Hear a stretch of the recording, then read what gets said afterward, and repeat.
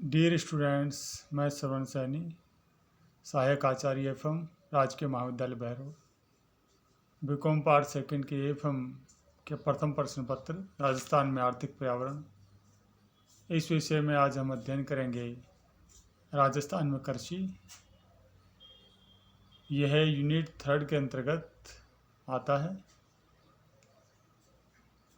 सबसे पहले देखेंगे हम राजस्थान में कृषि का महत्व। कृषि का क्या महत्व है। भारत एक कृषि प्रधान देश है और यहाँ की लगभग 49% जनसंख्या कृषि पर निर्भर है। कृषि को प्राथमिक क्षेत्र कहा जाता है। तो सबसे पहले है सकल घरेलू उत्पाद में कृषि का योगदान। 1950-51 में 59% तथा 90-91 में 35% और 2014-15 में 17.4% योगदान कृषि का जीडीपी के क्षेत्र में रहा है।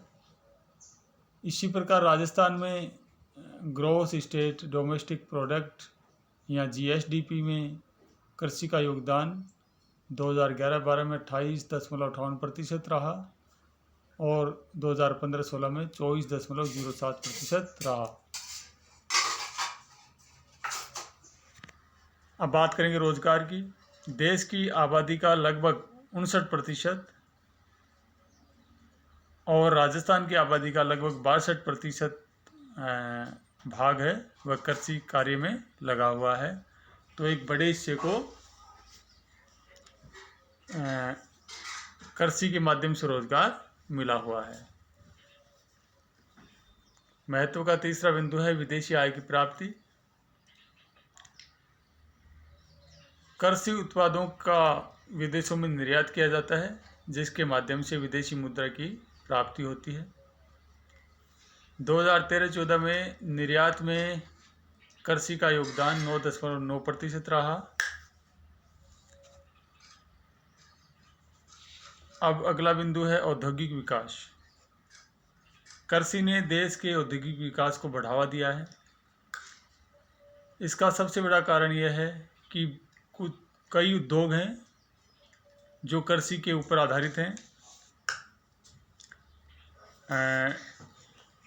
इन उद्योगों में कॉटन टेक्सटाइल इंडस्ट्री, जूट उद्योग, चीनी उद्योग, वनस्पति तेल उद्योग और फूड प्रोसेसिंग इंडस्ट्री है वह शामिल है, क्योंकि इन्हीं सबके लिए कच्चा माल कृषि से ही प्राप्त होता है। इसके अलावा हैंडलूम उद्योग, राइस प्रोसेसिंग उद्योग, गुड़ और खांड सारी उद्योग, इनके लिए भी कृषि ही कच्चा माल उपलब्ध कराती है। यदि हम एक दूसरे पहलू की बात करें जिसमें कृषि ऐसे उद्योगों को बढ़ावा देता है जिनका उत्पादन है कृषि के लिए कच्चे माल के रूप में काम आता है। उनमें फर्टिलाइज़र उद्योग, पेस्टिसाइड और कृषि औजार उद्योग, ट्रैक्टर, डीजल आदि, ये सभी कृषि के लिए आदान का काम करते हैं। तो इन क्षेत्रों को भी कृषि बढ़ावा देता है। अगला बिंदु है अनाज। अनाज के बिना किसी प्राणी का जीवित रहना संभव नहीं है। जो मनुष्य हैं, चाहे कोई अमीर हो चाहे गरीब हो, सभी के लिए अनाज एक प्राथमिक आवश्यकता है। तो अनाज का उत्पादन कृषि के बिना संभव नहीं है, इसलिए कृषि का बड़ा महत्व है। अगला बिंदु है चारा। पशुपालन और कृषि का एक आपसी संबंध है। कृषि के बिना पशुपालन नहीं किया जा सकता। जब चारा ही नहीं होगा तो पशु पालना मुश्किल हो जाएगा। इसलिए चारे पशुपालन के लिए चारे के लिए कृषि पर निर्भरता बढ़ती है और बिना कृषि के चारे और पशुपालन की कल्पना भी नहीं की जा सकती। अगला बिंदु है दूध तथा दूध से बने उत्पाद। वर्तमान में प्रति व्यक्ति की दूध की उपलब्धता 296 ग्राम 2012-13 के आंकड़ों के अनुसार मानी गई है। पशुपालन से ही दूध की प्राप्ति होती है और पशुपालन का आधार कृषि है।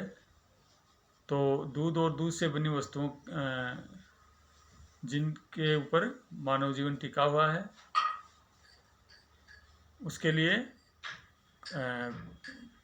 कृषि के योगदान को भुलाया नहीं जा सकता। अगला बिंदु है आंतरिक व्यापार।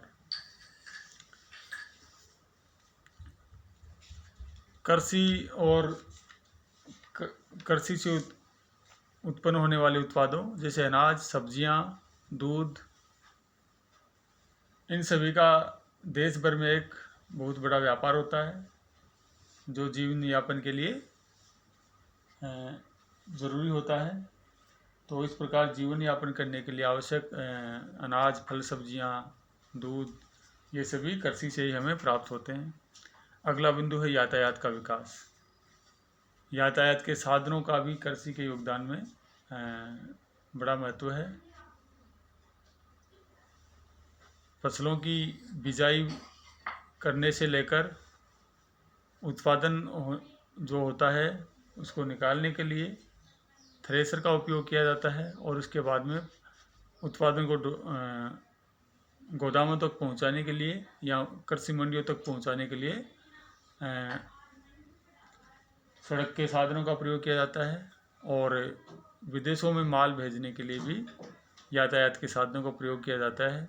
पानी के जहाज़ों के द्वारा माल भेजा जाता है और भारत के द्वारा कई जो कृषि उत्पाद हैं उनका विदेशों में निर्यात किया जाता है जिसके लिए हवाई सेवाओं का भी उपयोग किया जाता है। तो इस प्रकार कृषि यातायात के विकास में अपना योगदान देता है। अगला बिंदु है कृषि में पूंजी निवेश।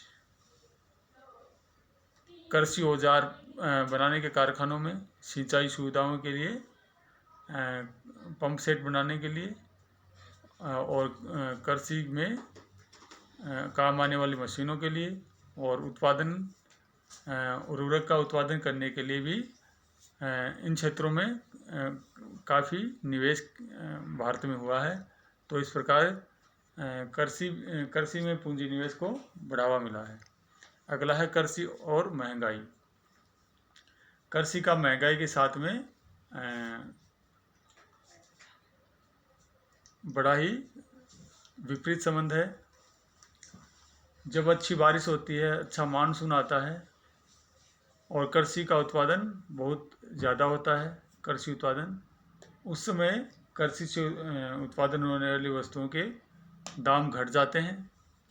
और यदि मानसून देरी से आता है, समय पे नहीं आता है और या फिर मानसून पूरे समय के लिए नहीं आता है तो कृषि का उत्पादन घट जाता है क्योंकि मानसून नहीं आने से सूखा पड़ जाता है और सूखा पड़ जाने से अनाज का उत्पादन नहीं होता है जिसकी वजह से अनाज का संकट हो जाता है और वस्तुओं के दाम बढ़ जाते हैं। अब हम बात करेंगे राजस्थान में कृषि विकास की, एग्रीकल्चर डेवलपमेंट इन राजस्थान या कृषि आदान की, एग्रीकल्चर इनपुट्स की। पहला है सिंचाई। राजस्थान में नहरें, तालाब, कुएं, ये सभी सिंचाई के प्रमुख साधन हैं और योजना काल में इन सभी क्षेत्रों में कृषि के लिए योगदान बढ़ा है। सर्वाधिक जो सिंचाई है वह कुएं और तालाब से होती है। अगला है राज्य सकल घरेलू उत्पाद, जीएसडीपी में कृषि क्षेत्र का योगदान 2014-15 के आंकड़ों के अनुसार 24.7% पाया गया है। फिर है भूमि का प्रयोग। भूमि का प्रयोग भी दिन प्रतिदिन बढ़ा है, क्योंकि हरित क्रांति आने के कारण कृषि जो उत्पादन है उसको बढ़ाने के ऊपर जोर दिया गया था। कृषि में अधिकतर अनाज वाली फसलों के ऊपर जोर दिया गया, तो जिससे जो अप्रयुक्त भूमि पड़ी थी या जो बंजर भूमि पड़ी थी उसका भी कृषि के लिए प्रयोग किया जाने लगा, क्योंकि बढ़ती हुई जनसंख्या के लिए अनाज की पूर्ति बढ़ाना ये प्राथमिकता रही है सभी पंचवर्षीय योजनाओं की। फिर अनाज का उत्पादन, फूड ग्रेन्स प्रोडक्शन 1950-51 में 33.80 लाख टन का उत्पादन जहां राजस्थान में हुआ था, वहीं 14-15 में ये 235.61 लाख टन का अनाज का उत्पादन हुआ।